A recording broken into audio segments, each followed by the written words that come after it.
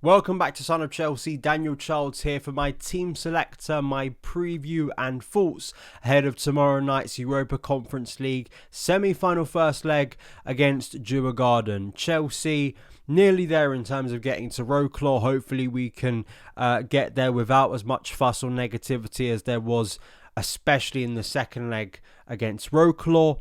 And we expect a lot of rotation. I think we anticipate that a lot of those fringe players will return back to action. But there is some interesting questions for Enzo Maresca, I think, ahead of this game. Chelsea have just won 2 on the bounce, so the Champions League chase is still very much on. We've got Liverpool on Sunday in the Premier League, and how Maresca manages the Premier League game in between the two legs is obviously going to be fascinating, and how strong he goes from the start or decides to rotate. Please let me know your thoughts, your feelings ahead of this game, and your predicted lineups in the comments below. Djurgården, obviously, not much is known about them. They're in the same league as Malmo.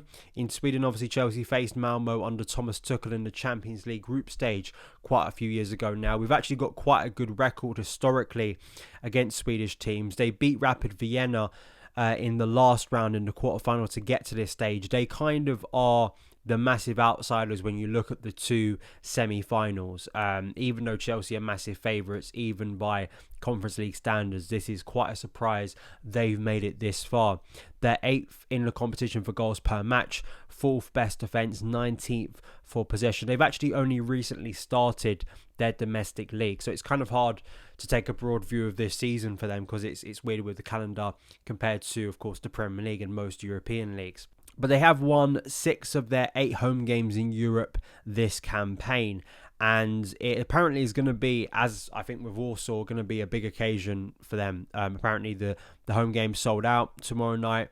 Locals say that's actually not a regularity. So, it is such a huge, gargantuan game for them, and whether they can surprise everyone and shock Chelsea. Obviously, we hope that's not the case. But I think, like with so many games, because of the steep quality difference that we've seen from Chelsea and so many clubs in the Conference League this season, you kind of expect it will be Chelsea having most of the ball and trying to break their opponent down. And then Djurgården looking on the break, looking at set pieces. Kind of those classic things you expect in kind of a mismatch game. That are kind of quite customary for us at this point. Chelsea in the first leg of the Warsaw game, it turned out to be actually a good performance, especially in the second half. I don't think the first half was that good, but once Maresca made a few tweaks, once some players came on, Chelsea definitely looked a lot more incisive and were able to get a comfortable lead, which even the dread of the second leg, which was awful, didn't screw up what we did in the first. So hopefully that can be a similar case now and make that second leg a lot more comfortable for Chelsea heading back to the bridge next week. In terms of the starting lineup, it is a semi-final, so it's hard to kind of avoid the fact that, we're nearly there. Chelsea need to get this over the line and need to win the competition. However, the Champions League is massive for Chelsea, and getting back into the Champions League is obviously a huge thing for Chelsea's season. They're off the back now of 2 Premier League wins in a row. You hope that Liverpool won't be at their most intense after probably a week of celebrating at Stamford Bridge, and you want to maintain the first team players that you have and keep them fresh and firing as we enter the final run of Premier League games. So it's a difficult balancing act. I think Philip Jorgensen will return. I haven't been impressed with him, I have to be honest. I think especially in the second leg of the Warsaw game, he didn't impress. And in terms of form, Rob Sanchez should probably be starting most games for Chelsea at the moment, because Rob Sanchez has been doing a lot better in recent weeks. But I think Philip Jorgensen is kind of deemed, just my assumption, and I think Maresca may have even said as much after the last round or before the last round, he kind of is the Conference League keeper now. I think that will stay the same. In terms of a back four, I want to see Josh Achimpong start this game. I think it is such a great opportunity to give him minutes. And I kind of feel with all the chatter we've had about Chelsea's new centre-backs and what they're going to be doing in the market, you invested in this guy with a massive contract. This is a guy who in 12 months, if you develop him properly and seriously and give him the minutes and time to grow, he could be a player that is worth 50, 60, 70 million in the market if you actually try and give him an opportunity. And I think that should be the beginning of that journey really here, giving him those minutes either at right back or centre back. And as we saw in the second half of the first leg against Warsaw, he can also move into central midfield, which we know Maresca is very keen to do when he has a fullback, especially a right back, and I think that Achimpong proved himself well there, so I think he's excited a lot of people, and I think he should be starting this game. I think Tosin Adarabioyo and Benoit Badiashile will be the defensive duo, the centre-back duo for this game. Again, Levi and Trev, to me, feel like the Premier League back two for the rest of the season, and you've got the option probably of bringing either of those players off the bench if you need to. I just think, again, it's about freshening, those players, bringing the rotated ones in, and then that you've got Trev and Levi ready for Sunday's game. I think Tosin, for me, always feels like the one that's probably more likely to impress and then get himself into the first team than Badiashile, who, to me, I'm amazed that there's such assurance apparently internally at Chelsea that Badiashile is definitely remaining, because based on his performance levels, based on kind of how he's in the pecking order, at the moment, he's nowhere close to starting a game in the Premier League, a serious game. So I find that a bit weird, but hopefully he can use this as a good opportunity to impress and get Chelsea to a European final. I do think, though, Marco Correa will start this game. The problem you've got is that Chelsea have no proper left-back cover. So you're always kind of walking into this game going either, and of course Gusto has suffered an injury. So either you're shifting Reece onto that side, which I don't really want to do, or maybe Josh Achimpong could maybe play on that side. I wouldn't put that past him. So it's just a bit of a weird thing. So I think Correa will play some part in this game. I think he'll start and then he will be taken off. But it's kind of an indictment of Chelsea's squad management, really, and squad building, that they allowed their, Renato Vega, Ben Chilwell, both of them to leave in January, that you don't have that obvious left-back cover at the moment who could fill a starting role in this game. I do think Kenan Djurgården will start this game as well. Another player that has gained a lot of minutes in the Conference League, especially the knockout rounds. Enzo Fernandez, Moises Caicedo, two players who've had to take so much of the workload in central midfield. I think, again, Maresca will probably want to rotate here, and then you've got them on the bench if you need them later in the game.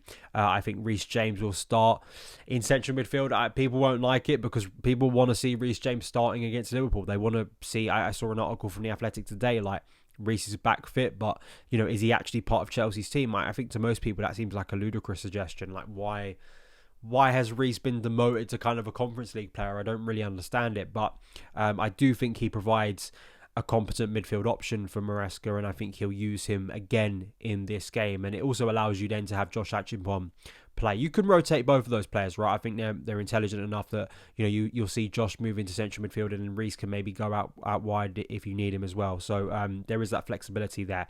Getting into the attacking positions again, I think my instinct is telling me that he will look to those rotated players, those fringe players, or players who haven't been starting very recently. However, I think the big question I've seen asked, and I think it's a relevant one regarding Cole Palmer, is should you rest Cole Palmer? He's played so much recently. His performances haven't been dreadful, but they, again, that goal drought has been going on for so long. It's really concerning, and maybe just resting him, and then hopefully in a game against Liverpool, he's able to spring up with something, a really intense performance. You're hopeful of that.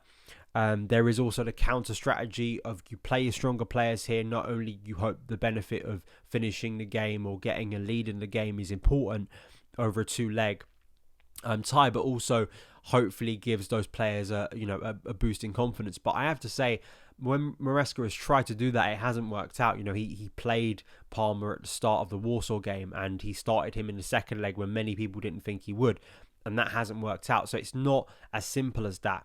I think Pedro Neto will start off the right. Well, actually, I think it's a toss of a coin, really. I think when Neto does start, he usually does start off the right. I do think Christopher Nkunku will start, although I think it's abundantly clear this guy has no future at Chelsea. Again, if you're going to rest Cole Palmer, I think you would probably play Christopher Nkunku in his role. I prefer Nkunku to play, again, not as your centre forward, as someone playing more as a number 10, a second striker. Jadon Sancho didn't start on the weekend. I think he'll start this game. And then Tyreek George, I think, will start as a centre forward in this game. My hope is there'll be enough, guile and ability for Tyreek George to get enough of the ball to impress. Again, I'd be truly baffled if George isn't starting this game. He didn't start at the weekend against Everton. He didn't come on till quite late in that game. He obviously had a great moment against Fulham. People have been wanting to see Tyreek George get more minutes. If you're not going to start him in the Premier League, then he should absolutely be starting the Conference League game. So that's why I've started him here. My team may not be the most, it's not the most obvious first choice. It's about balancing what do you think is kind of the most vital for Chelsea's season, and I still think it's Champions League qualification, and I'm still confident that team may not produce an amazing performance. That team may not produce the most inspirational outing, but I think there's enough quality there.